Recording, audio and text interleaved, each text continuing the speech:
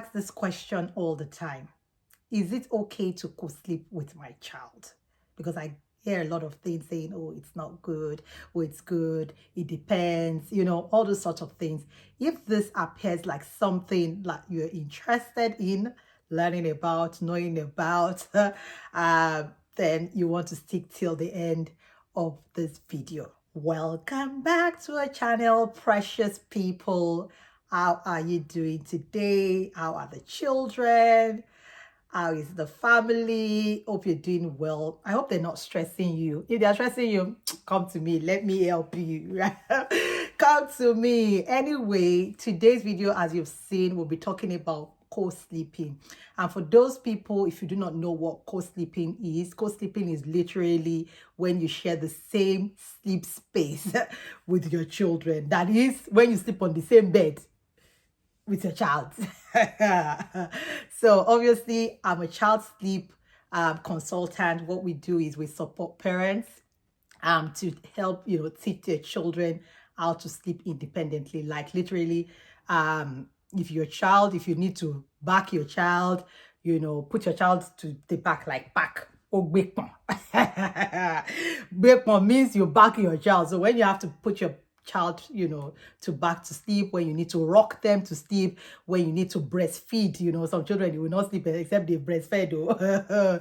When you need to feed a child to sleep, or you need to help that child to sleep, that is what we help. That is what I can help you as a child sleep consultant, sleep training consultant. So I'll be talking about co-sleeping today, why I wouldn't recommend it, and I would, we'll discuss, why it's not recommended, but we know they're different, every family, like I always say, every family is different. If like you have only one bed in your whole house, like you don't have anywhere that your baby can sleep, I mean, that's your reality. But as a professional, I would advise you from that professional side of things so that you understand what exactly you're getting yourself into and how you can, take precautions and to prevent, some other things, from happening as well. So, and I've said, it's, everyone to their own. But like, if you believe in co-sleeping, please share in the comments, why do you believe in co-sleeping? Did you co-sleep, with your children? Let me know in the comments. If you do not believe in it, also let me know why are you not co-sleeping? Let us know in the comments as well. And one question I want to ask, this one I want to know the answer to it. Please leave it in the comments. At what age? Because I know many parents do co-sleep with their children, because those children, they can be difficult at times.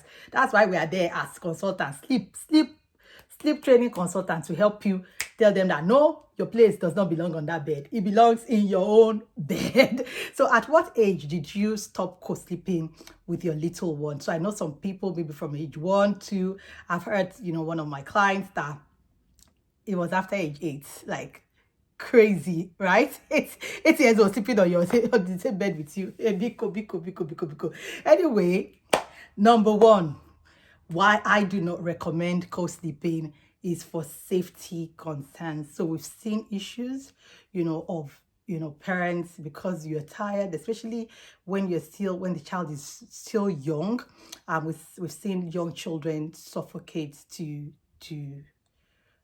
from there. And to be honest, many people would not tell you their stories. They would not tell you this is what happened to their children.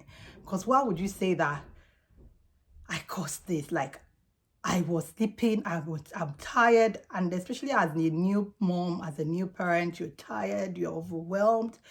You just sleep, and the next thing, you've slept rolled, because everybody is different. Out of that exhaustion, you slept on your baby, and many babies have suffocated and like died, just because you chose to share the bed with your little one.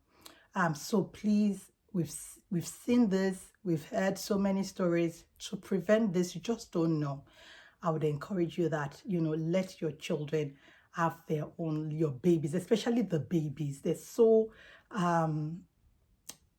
they can't help themselves. They can't really shout. They can't do anything at that time. If it's the older children, they can even say, mommy, mommy, mommy, and push you away or something.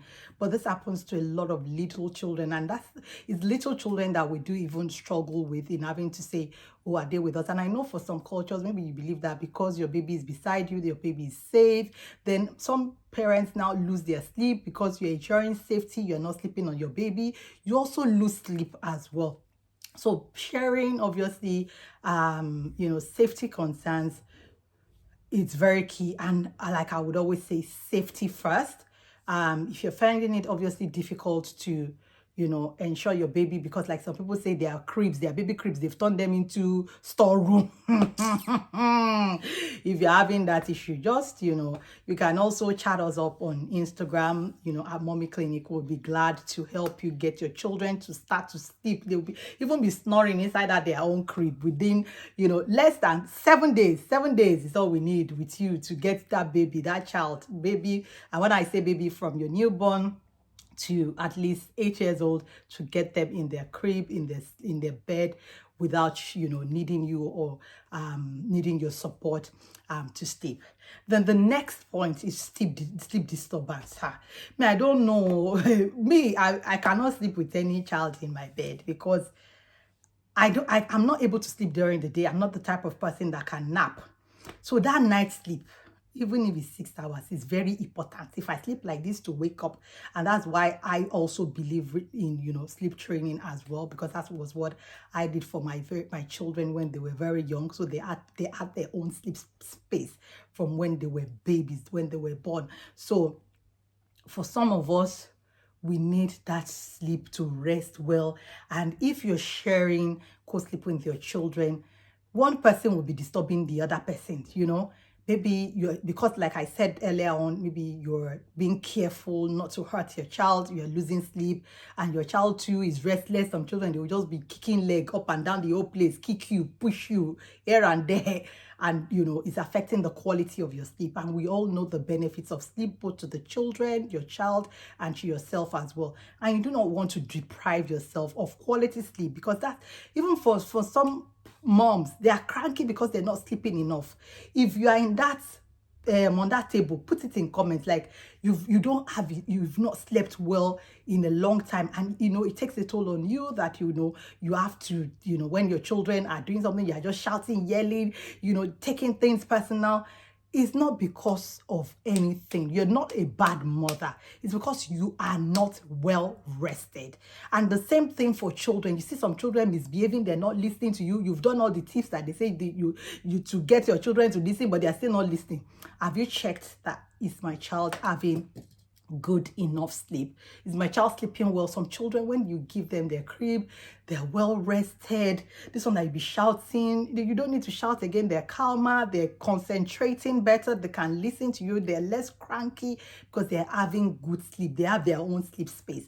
So maybe that is just what your child needs as well, to get there, for you to transition them into their own sleep place as well, and for yourself as well. So it does cause a lot of sleep disturbances and affects the quality of both parties' sleep, one which is not good for your overall health, if you would agree with me.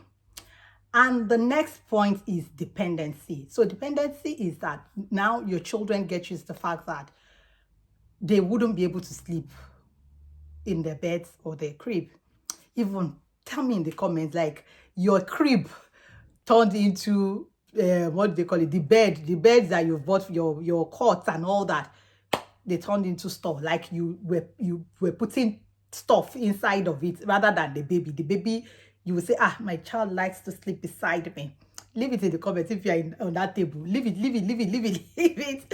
So the children now become so dependent on you that they would not want to even sleep in their crib again. They will need you to, cuddle them to sleep. They will need you to sleep beside them to sleep. Some of you, you'll be putting your children to sleep because they are sleeping beside them. All of you, you'll sleep. The next thing, you find yourself waking up 4 o'clock in the morning. Day wasted, night wasted. You've not done anything, very tangible with your evenings, because you want your child to sleep.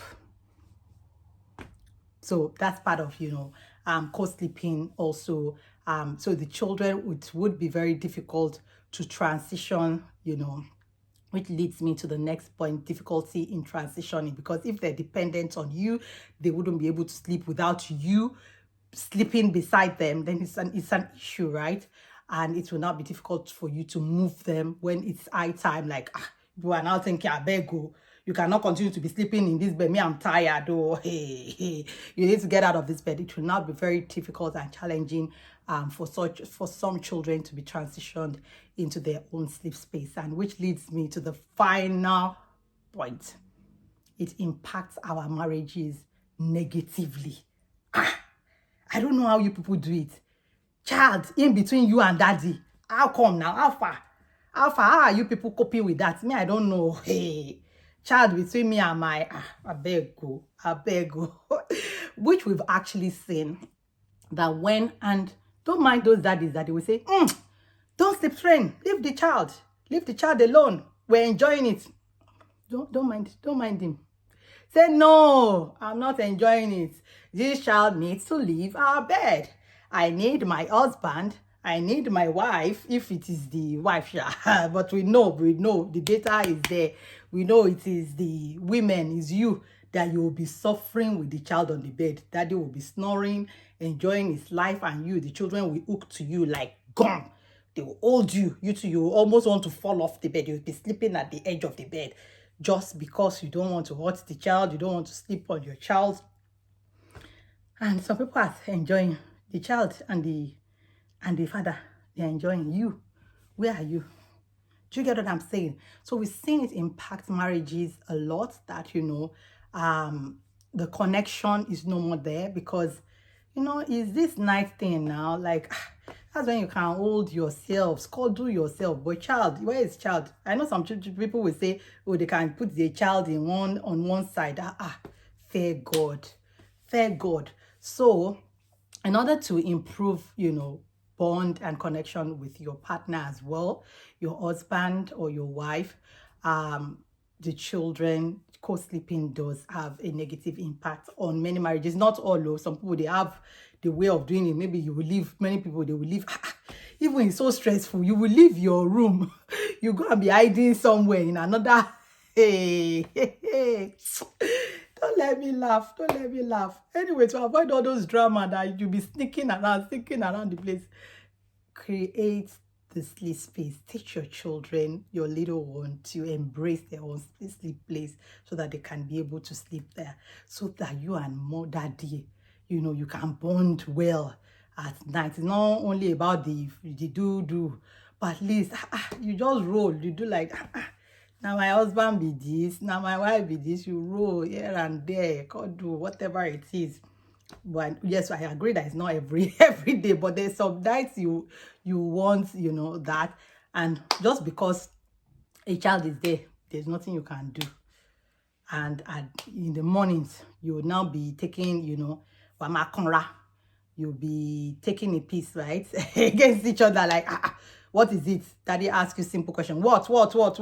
Usually you ask daddy simple question. What is it? What it is? You'll be taking things that are not a big deal, like a big deal, just because you people need that reconnection. You need to connect. But you have some tenants in your bed. So I hope, obviously, you've gained one thing or the other. If you're struggling with co-sleeping, you actually want to get these children out of the bed, but you don't know how to, you can send us a message on our Instagram page. It's also linked in our description. You can reach out to us and we'll be happy to help in sleep training your children. And if it is you that you are the one that is your stumbling block, then it's high time you look into this and see how you can improve on the quality of your sleep, both for you and your children, your marriage as well, your bond, and helping your child develop that, you know, that independence of having to sleep by themselves without you needing them, rocking them, sleeping beside and everything, just to get your children to sleep. Hope you found it valuable. If you've not subscribed to our channel, please do. It's just to press that subscribe and, you know, like, comment, share with your friends, your families. They would all benefit one thing or the other from our videos as well. And if you found it valuable, please leave it in the comments to encourage us to say, yes, you know, we got value. This is what I learned. And yeah, thank you so much. Till the next video, stay blessed.